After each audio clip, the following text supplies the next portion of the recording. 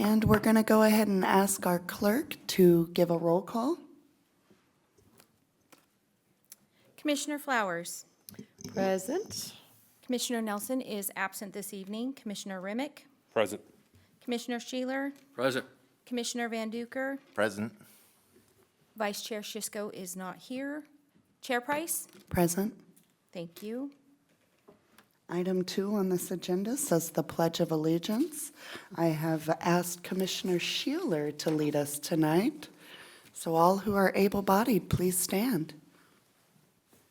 I pledge allegiance to the flag of the United States of America and to the republic for which it stands, one nation, under God, indivisible, with liberty and justice for all.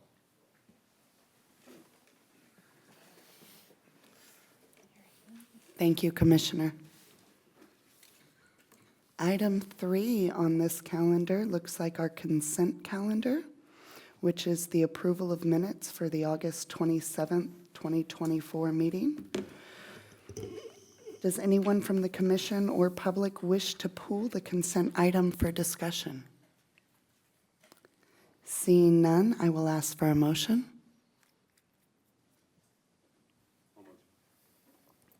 Do I have a second? I'll second. I have a motion made by Commissioner Remick and a second made by Commissioner Van Duker to approve the minutes. I will ask for a roll call vote. Chair Price.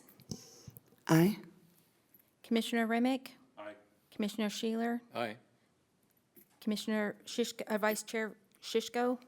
Aye. Commissioner Flowers. Aye. Commissioner Van Duker. Aye. Item pass. Thank you. Item 4 looks like public comment. Under Government Code Section 54954.3, members of the audience may address the commission on any item within the jurisdiction of the commission or on any agenda item. Those wishing to speak on non-agenda items will be called upon at the beginning of the meeting. Those wishing to speak for or against an agenda item will be called upon after the presentation by the City Planning Division and the applicant for that agenda item. Do we have anyone who wishes to address the commission on a non-agenda item? We have no speaker cards. All right. Seeing none, we'll move on to next item. And that is item 5. Item 5, public hearing. This is for the presentation of 7828 Old Auburn Road parcel map. We're first going to hear a presentation from staff, followed by commissioner questions, and then I'll open it up for public comment. Can I have my staff presentation? Thank you. And just to switch things up a bit, we're actually going to hear both items at the same time. So we're going to hear 7828 Old Auburn and 7820 Old Auburn Road. I'll present those together since they're very similar projects. We'll take separate motions, but one public hearing. So as mentioned, we have 2 items on the agenda tonight, 7828 Old Auburn and 7820 Old Auburn Road. The proposals are very similar. They're adjacent parcels, different owners. One owner has a larger parcel proposing to subdivide into 4 lots, and then the adjacent owner to subdivide into 2. So we kind of, even though they're separate projects, we're reviewing them together. We did environmental review together since they were so similar. Here are the 2 parcels, so you can see they butt each other. They do front along Old Auburn Road. 7828 is the larger parcel to the, it's sideways, so north is to the right. And then 7820 is the one on this diagram that's to the north. Both properties have the same zoning designation. RD2 is a zoning designation for the properties. The RD2 zoning requires a 20,000 square foot minimum lot size. It requires 75-foot minimum lot width. The general plan land use designation for these parcels is also the same. It's the low density general plan land use, which allows 1 to 8 units per acre. The characteristics of the site, as mentioned, all the parcels front on Old Auburn Road. The parcels, as you saw in the photograph, they're really dissected by Mariposa Creek. It kind of runs east and west across the properties. Both properties have numerous trees, many of them protected on the site. The properties are within what's known as a flood area. It is outside of a FEMA-designated 100-year flood zone, but it is within a flood area. And both parcels have an existing home and accessory structure, so a home and a barn, or a home and an existing shed. Looking at the 7828 Old Auburn Road parcel, as mentioned, it is zoned RD2. It's a 4.79 acre lot, and that's down to about 4.52 acres. It's proposing to be subdivided into 4 lots, each lot fronting, again, along Old Auburn Road. The lots ranging in size from 41,000 to 54,000 square foot. As you recall, the minimum lot size for that zone is 20,000, so these are quite large lots. A little bit narrow, but very long and deep. Here's a map showing how the lot would be divided. So the 4 lots facing Old Auburn Road. The back of the lot abuts Pennington Way, which is the subdivision to the south. As you can see, Pennington Way dead ends into the site. There is no extension or access from Pennington Way proposed to, that's actually parcel 2. The parcel on the top of the map is future parcel 1, where the existing house is. Parcel 2 and 3 and 4 followed on the map. And then parcel 2 connects to Pennington, but there'll be no access. That yellow looks like a road there, that's actually just an easement that we're going to put on the map. And will allow city crews access to the creek. Currently, they have to go down to Tiara Way and kind of traverse through a person's yard to get to the creek to keep it clean. So this with easement will allow them to access the creek from Pennington Way along that easement. There's also 4 lots there that will face Old Auburn Road, and if you've traveled down that road, it's a lot of cars at a pretty good speed. So what's proposed with this project is there'll be 4 lots, but there'll be 2 driveways. So one driveway that currently exists, or it could be relocated. It's designed to be determined, providing access for lots 1 and 2, and then lots 3 and 4 would share access to Old Auburn. That will reduce any proposed driveway cuts to Old Auburn from potential 4 down to 2. And you can see on this map how the creek dissects the property. In the rainy season, there is no access to that back portion of these lots. So during the dry season, they have a pretty large, deep lot, but there's no bridge or access way from these properties to the rear. And no developments proposed on that south side of the creek. 7820 Old Auburn Road, the smaller parcel to the west of this is the same thing. It's RD2 zoning. It's smaller. It's only 1.34 acres, and it's proposed to be split into 2 lots, 20,000 square feet, meeting the minimum lot size requirement, and another lot about 29,000 square feet. As you can see on this one, Lot 1, front on Old Auburn, will have an access easement to get to the rear portion, which is Lot 2, the larger lot. Future Lot 1 is where the existing home and existing shed is. I wanted to show you a diagram of future improvements for Old Auburn Road that will really help this project.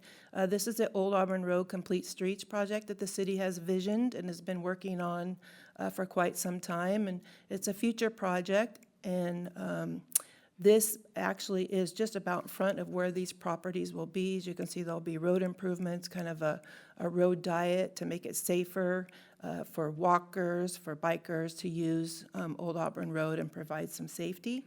So that came into play into this project, and I'll talk about that in just a second. So frontage improvements, parcel maps do require frontage improvements, as we've seen on many projects that we have come before you. This one, if you know Old Auburn Road, it's, as we mentioned, it's a very high traveled speed road with no protections for walking and biking. And so For access to the parcels from Old Auburn Road, there will be frontage improvements required. This map will dedicate the required right-of-way and easements the city needs to do those improvements shown on the diagram. So the property will be dedicating some of that land to the city so those improvements can occur. That will happen with this map. So what happens in the future, the maps, these are what we're doing tonight is just a map, right? It's just changing the land division. There's no development proposed with this. But in the future, if these properties develop and when they develop, there will be the physical frontage improvements required. So the road widening improvements as far as additional asphalt widening would occur. Curb, gutter, sidewalk, lighting, all the standard frontage improvements would be required at the time of development. So right now, they will be dedicating the land for that to happen in the future. And then if they develop their site before the city does that beautiful road project, they will be doing the physical improvements for curb, gutter, sidewalk. And to note, so at the time when they develop, when we don't know when they're going to develop, and we don't know when we're going to do the Old Auburn Road improvements, we are working on design at the moment and environmental reviews. So timing, it's all about timing. So if the applicant goes to construct or to develop their site and we have the Old Auburn Road Complete Streets design completed and approved and it's an adopted design, then their improvements will be consistent with our project. Should we come in first, we get funding and we're going to do the road improvements first, and then we will put in the improvements across the frontage of the property. So it's all about timing in the future when that will occur, but it'll either be them if they develop first, or it'll be us if we do first. As shown in that photograph, the site has a lot of environmental sensitivities as we show the creek that dissects the two properties. There's a lot of oak trees. It's a riparian area for birds. And so we want to take extra care on the environmental review. So we had the applicant go through an environmental review process, what's called an initial study and a mitigated negative declaration. And so that's a consultant that the city hires, that they go out and do all the environmental studies required.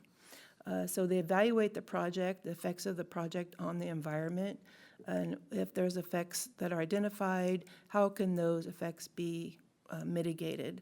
Are they significant? Are they, can we do something to make them not be significant through conditions of approval or avoidance? Maybe if there's concern with the flood area, then we say, okay, there's no development in the flood area and we just avoid those impacts. So that was prepared for this project. That document is in your packet. It's called a mitigated negative declaration because through those reviews, there were some areas that needed to be considered and mitigated for to reduce the significant impact down to not significant.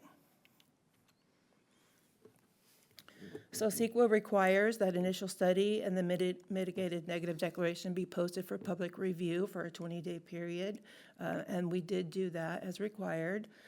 State agencies and several, it's posted on a public state website for people to review, as well as we notify property owners within 500 feet of the site of the document. Through that review time, we did receive a letter from Department of Toxic Substance. It's just a comment letter, and then we received a comment letter from a neighbor expressing concerns about the project. Those letters then are provided to the consultant, and they do further analysis of it and determine if there's any additional mitigation measures that need to be considered to address the concerns. All those comments are then gathered and put into what's called a final mitigated negative declaration. So you have both documents in your packet. You have the draft version that was released for public review, that's the bigger document, and then a supplemental one that addressed the comments that were provided during that 20-day review period. So we did receive a letter from a neighbor expressing concern about the drainage and the flooding in the area and other concerns. So we did meet with him, our engineering staff, planning staff, and our consultants, who really are the experts in the environmental review process, and covered his concerns. We had a great discussion with him, talking about what his concerns were, how they were addressed, and really getting into more details about the project. So through that analysis with the mitigated negative declaration, the review of the project, the conditions of approval that include some certain conditions that we're going to go over to ensure that the project does not affect the environment. We have development is prohibited in the flood area. So as mentioned, the site does have flood area on it, so there'll be no development within that area. Each parcel, when it's developed, will be required to install a detention basin that will capture all the water during rain events and so forth and not impact properties surrounding and really protect the creek from getting extra water above what it would normally get. The sensitive habitats around the corridor, the birds are protected through mitigation measures, including times of year that they can construct, nesting surveys required, and things like that to protect those habitats. We have a creek setback requirement that is areas that are in a flood zone or in a flood area adjacent to a creek. Not only do we have our standard setbacks, but they're also increased when they're by a creek. In this case, any construction, should it be close to the creek, the setback is at least about 38 feet in most areas, so quite a bit of distance from the creek before any development could occur. The site plans, as I mentioned, there's no development proposal at the time, so we don't know how these parcels or where the homes will be placed on the lots. But when we do, we'll review all the conditions of approval, including where they will be placed and for tree protection. And if any protected trees are to be removed, there'll be mitigation required. And because of the flood area, any building foundations will be required to be 2 feet above the water level.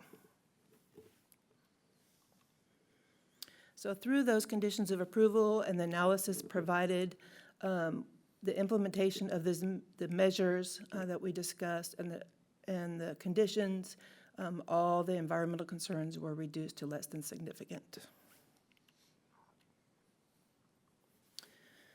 The findings for the project were reviewed, are detailed in your staff report. The general plan policies were reviewed and are outlined in your staff report. But overall, the land divisions proposed are consistent with the zoning requirements. The minimum lot size are being met for the RD2 zone, with the adoption of the conditions of approval and our development standards, and then the mitigation monitoring plan that we require the applicant to follow for developing in the sensitive area. With that and the consistency with our general plan policies, we found the project to recommend approval. So I have two separate motions for you. As mentioned, it's really two separate entitlement packages, but as you can see, they're pretty similar. So I have two sets of motions that when you're ready, we'll go to those and take those separately. But with that, I'm happy to answer any questions. Thank you for your presentation. Any commissioners have questions? Commissioner Remick? Just for curiosity, is there an estimate on what these improvements would cost the property owners? I do not have an estimate. Yeah, we don't have an estimate what they'll cost. I mean, it seems like it would be as you can fairly pricey based upon the picture that I saw there. Yeah. And then, is there a goal for the city starting the project? I'll let Daniel answer that. He's our Old Auburn Road guru. Yeah. Good evening, Commissioners. Daniel Kerr, Engineer and General Services Department. And I also happen to be the project manager of the Old Auburn Complete Streets Phase 1. So currently, we have completed the environmental design of that city project. We are in the beginning stages of right-of-way and utility coordination as we prepare our bid documents. That should be done by next fall in 2025. We have submitted multiple grant opportunities to both state and federal sources, including one this June that we haven't heard back on, but have been unsuccessful at this point. So we continue to search for the necessary funding for the full Phase 1 city project, which is in the magnitude of $22-23 million. Obviously, the city does not have that on hand. Is there a point, so it's starting there at sunrise, I'm assuming, and where does it go? Yeah, phase one limits. Yeah, phase one limits are from essentially the end of the bike trail at Gary Oak Drive or just past Fair Oaks Boulevard, and it comes right up to the border of these parcels. So it ends around the corner at the apartments there at the corner of Tiara Way, and then some minor striping improvements that do extend across these parcels here in question tonight. Phase two would be the sidewalk improvements for this portion.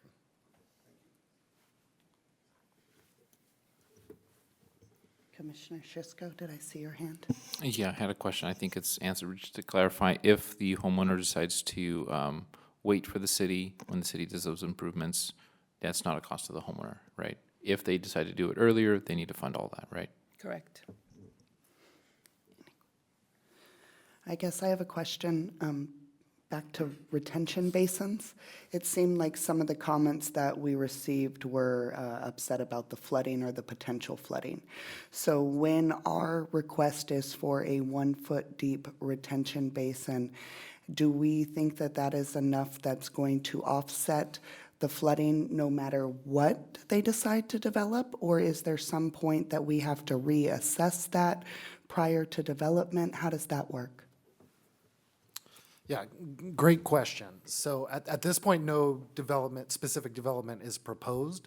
So what we had asked those applicants to do is to prepare a preliminary drainage report and provide a rough estimate of new pavement for driveways, of new footprints for homes, and take an estimate of what the increased runoff would be from that impact.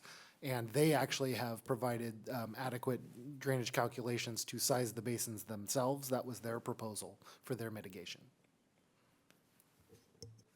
Thank you. Well, seeing no other questions, I think it's time to open public comment. I do want to start with the applicant, if the applicant is present.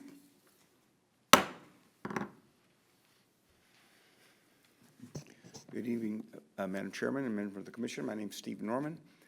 I'm with CNA Engineering, and we are the engineering firm for both projects, both tentative maps, with different owners. I've reviewed the conditions of approval with both clients, and they're all good with the conditions and as far as the staff report. I just want to make a quick scenario. They did a great job presenting their project, but this, as we all know, this land's been there a long time. It's been developed all around it. And the reason why is, of course, the challenging aspects of this site. It's got the creek, it's got the trees, it's got all that stuff.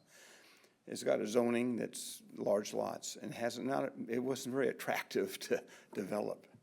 So in the process of seeing what to do, and mainly I'm talking about the larger parcel, the smaller one was just cutting it in half. We worked with staff, fire department, and other agencies to discuss how to best approach this. There were lots of different designs and ways, because technically there's enough room for 8 lots if you really push it, but because of the characteristics and the physical issues, not doable. So my recommendation to my client was keep it simple. Do a parcel map, put 4 straight lots on there and put improvements down the front. If you try to start building cul-de-sacs and infrastructure and really squeeze it and push it, it's going to cost more and it's more difficult to achieve what we need to do for the environmental aspects of the project and the creek and the flooding. So what you see before you this evening is kind of just doing a simple parcel map, keeping it simple, giving each lot a little buildable area. We did a drainage study that shows there'll be no impact to the overall drainage flows that will be held on site. That can be adjusted if the buildings are bigger than we kind of anticipated. We can reanalyze those ponds, detention basins to accommodate whatever the final design is. I did inform my client that those improvements are going to be expensive. To improve in that section, there's a utility pole relocation, there's utilities relocation, there's tree mitigation. There's just a lot to do for 4 lots. But that didn't seem to bother him. So he said, move forward. So that's why we're here this evening, hopefully with a simple project to develop a site that's been difficult always. That's why it's vacant. I can tell you, back in 1980 when I started CNA, I had a client that wanted to buy that and put apartments on it. As you can see, it never went anywhere. And so what you get, 43 years later is a 4-lot parcel map. So anyway, I just wanted to give a little history to that, as far as I'm concerned, that I've been involved or looked at for many times. But anyway, I think what we've put together, working with staff, which, working with Allison has been great. She's been really helpful on giving us guidance and something that would work. And I think what you have before you today should be a good project if my client thinks he can afford it. So, if you have any questions, I can be happy to answer it. Thank you. All right. Ooh, ooh. I do have a few speaker cards. A reminder, our speakers are going to be limited to a 3-minute maximum. And first up, can I have Scott Kinderwater approach the podium, please?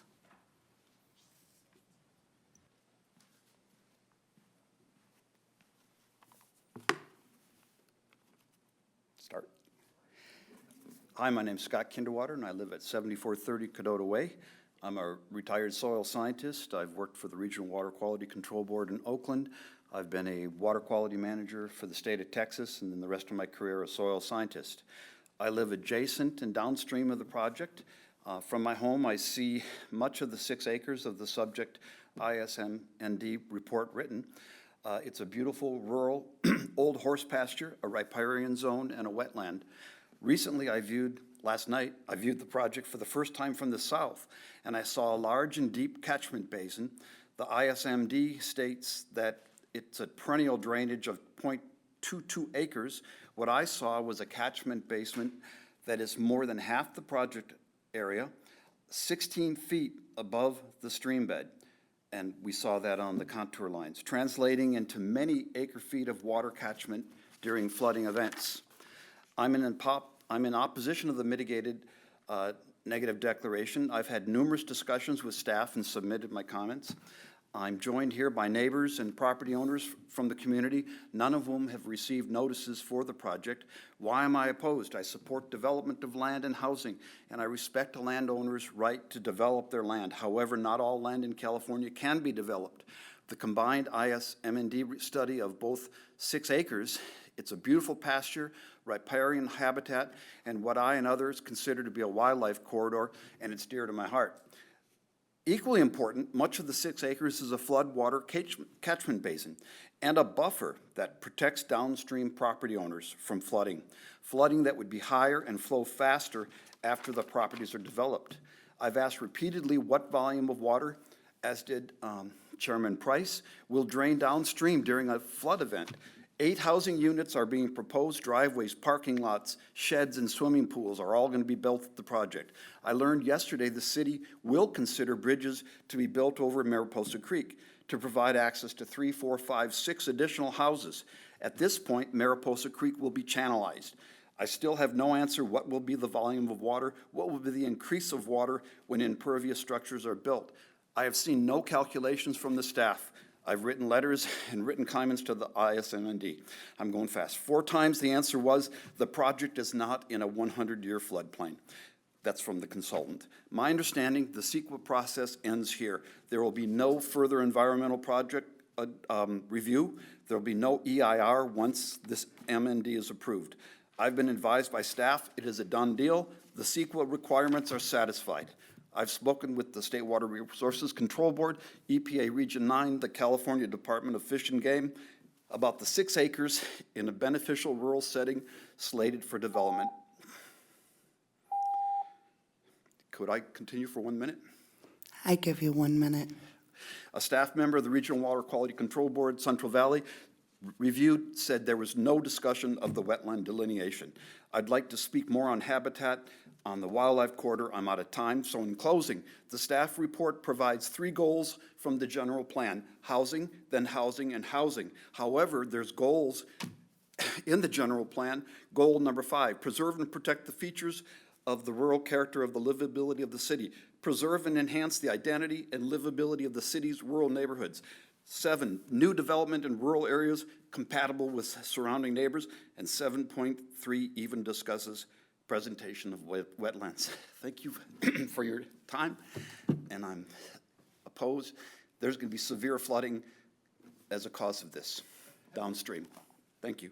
Thank you for your comments. If I can have, David Bustos, sorry if I slaughtered your name. Actually, you said it right, but I'm good if you're just trying to finish this up. If he wasn't able to get that extra minute. All right, so you don't need to speak, sir? Any other comment cards, Stacy? We have none. Thank you. At this time, then, I will close the public comment. Oh, Could I address some of the comments? I don't, do the commissioners need any clarifying remarks from the applicant at this point? No? No, sir. Thank you.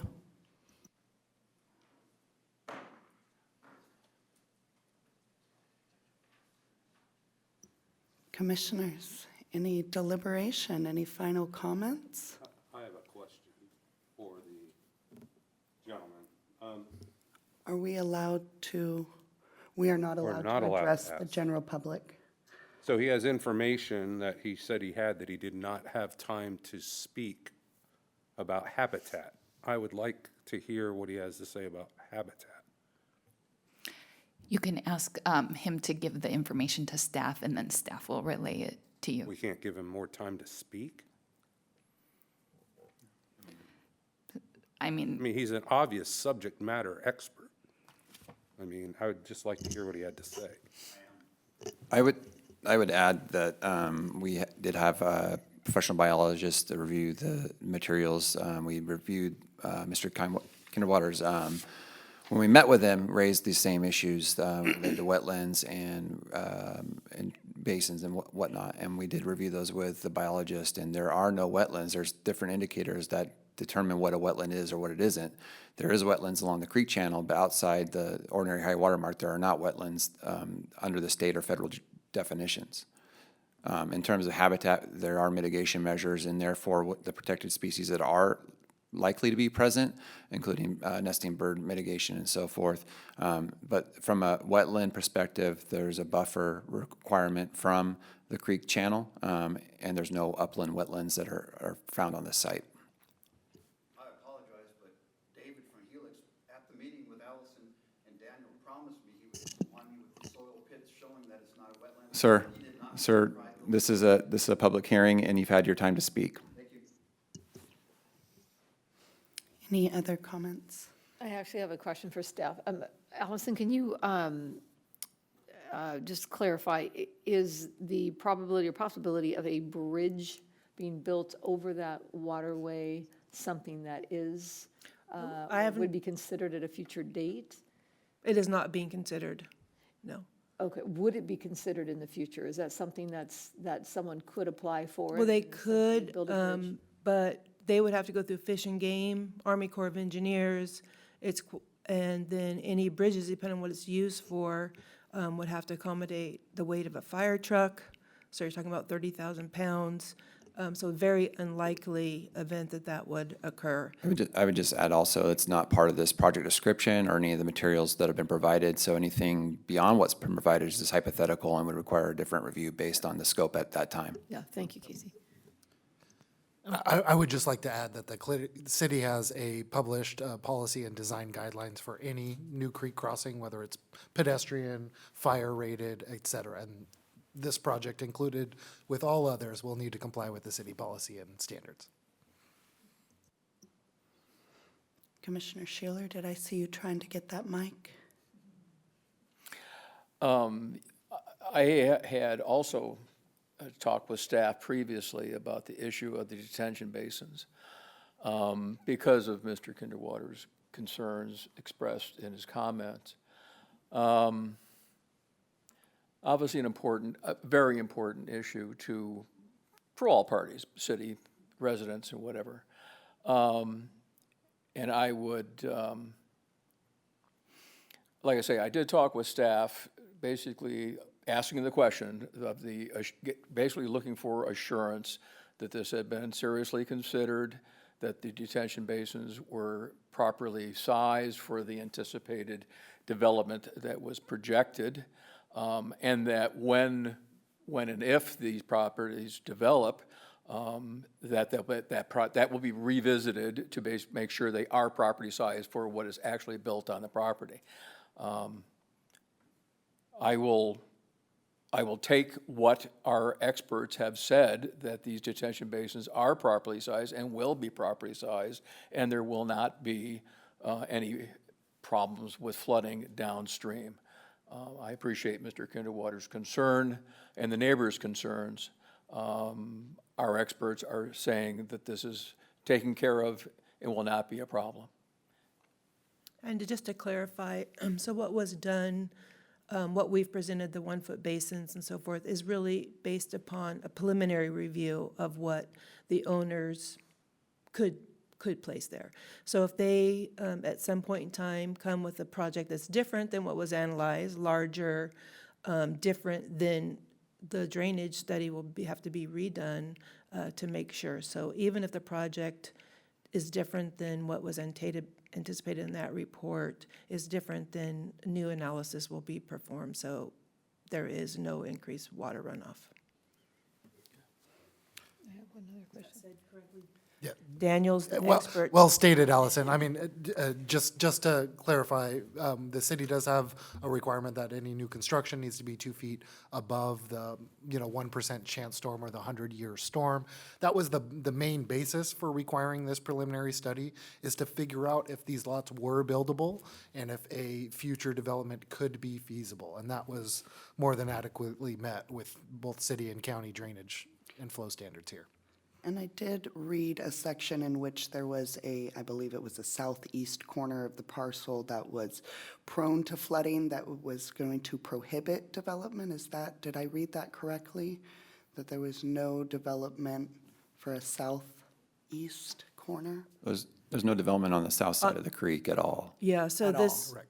the image shown, the north is pointing toward the old Auburn, but the south side of the creek, there's no development proposed there.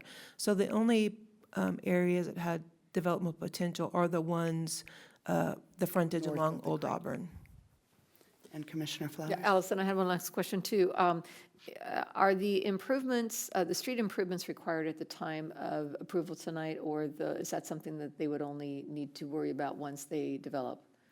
Correct. So what they'll do with this project here, the map, which is just a land division, they'll dedicate the land through the map process and say, okay, city, maybe Daniel's going to say he needs 3 feet to do his project or whatever, it turns out to be 10 feet.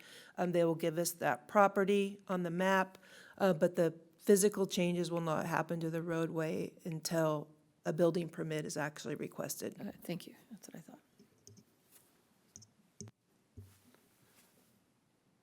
Well, I've lived on Old Auburn Road for over 30 years, and I have a very loose but substantial connection to the church across the street, where my family was heavily involved in that location. So I obviously looked at this parcel thousands of times, and boy, have I seen it flood. Probably more so than most of the people that would be evaluating this project. So I certainly am apprehensive in regards to not being allowed to hear a complete, though biased, expert opinion. So I guess my question would be, since he's not allowed to tell me the concerns about habitat, I'm sure you've read his concerns. Can I get a 10,000-foot overview of what his habitat concerns were, since you're the project manager? So yes, Mr. Kinderwater talked about the riparian corridor that happened through there that he would see from his home, which we agree. I think the MND, the mitigated negative declaration, identified that. And so the measures in place through that report will protect that corridor, right? So nesting surveys are required prior to doing any construction on the site. Depends on the time of year when nesting would occur. So all that, we feel very comfortable, all that is addressed through the mitigation that was presented in the document. And just to show on this map, I know there's a lot going on here, but there is a blue line there outside the creek. And I don't let's see if I can show it here. It's right here. Am I pointing at the right one? Yeah, so this line here is this creek setback that I mentioned. So development will have to be beyond that line. So from that line towards Old Auburn is the developable area of the site. So all construction would be along this side. There'll be no construction within 38 feet of the center line of this creek, and then no construction on this south side of the creek here. So with regard to the habitat question and wetlands, I think Director Kempenaar covered that fairly well. There's a standard definition of what constitutes a wetland, and no area on this site met all three criteria, which is, you know, certain moisture content, plants or biotics, and a soil type in the area. Those were none to be found, nor have they been prior mapped on these vicinities. And as Allison explained here about the creek setback, we actually have two restrictive lines placed on both maps. The blue line and the red line, the red dashed lines you see here. Because the water surface is dynamic, we required the drainage study to evaluate the 100-year water surface because there is no FEMA floodplain on these parcels. That delineated the blue line, which the city already has a policy and a directive, no developments within the floodplain. And then we also have to preserve additional creekside capacity and flowage spaces that creek setback to protect the riparian zones as well as kind of the natural land next to our creeks, which is the red line. And we have conditioned this project to be no development within either, the most restrictive of the two, because the two red and blue lines do cross. I have a question. So if we're looking at parcel number 4, I understand there's no development proposed on, the south side there. It seems to me if that parcel is going to be developed, that lower portion is probably the best place to do that. Of course, that's for the homeowner to decide, but is that if a future development comes up, is if they provide access from Pennington Way, is that something that's remotely possible or that's not even allowed? It's unlikely possible. There were fire access issues using Pennington Way because Pennington Way would kind of go into a court or some kind of short street, and it wasn't meeting the fire standards, so they would have to, that's when a bridge would have to be built to hold the fire truck to cross the creek to get the fire truck out to Old Auburn. So that's why development on the south side of the creek won't occur. At this point, the fire standards and the fire regulations were just too great for that to happen.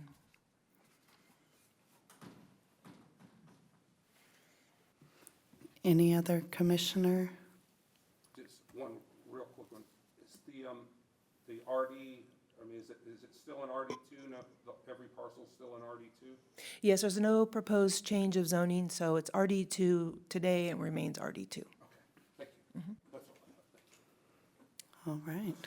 Well, then at this point, I think I want to see what you want us to potentially make a motion for.